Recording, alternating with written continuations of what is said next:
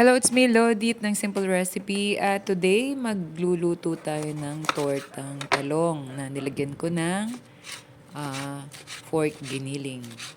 Mag-prepare tayo ng bell pepper, ng onion. Hiwain natin siya ng maliit. At ng kamatis. Alisin natin yung buto. At yan, hiwain din natin siya ng maliliit. Bawang, ganun din. Hiwain natin ng maliit. At yan na po. At yung ating ground pork. At bati tayo ng 2 egg. Lagyan natin siya ng asin para may lasa. Ayan, okay na yung ating talong. Set aside natin. Then, mag-isa tayo ng bawang, onion, at pagkatapos ang kamatis at yung ating bell pepper. Ngayon, lagyan natin yung ating giniling. Mix.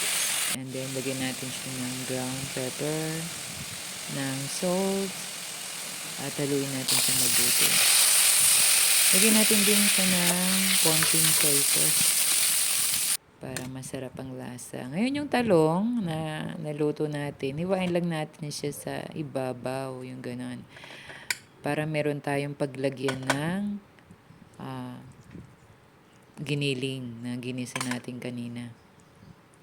Yan. Prepare lang natin na maayos. Yan, ganyan. Lagyan natin yung 3 talong na nilaga natin. Pagkatapos, yung binati nating itlog, yun, doon natin ilalagay yung talong na merong pork giniling. Lagyan natin ng itlog sa ibabaw. Yan, para dumikit yung ating giniling doon sa talong. Yan, ganyan ang gagawin natin. At yan na po, okay na at ready to fry na siya. Pag mainit na yung mantika, pwede na natin siyang i-fry. Ayan. Wow, sarap. Sarap nito. Ayan. At unti lang natin siya. Ingatan natin yung pagbabaliktad niya. Ayan. Okay na. Ready to serve na siya. Thank you for watching. God bless you all.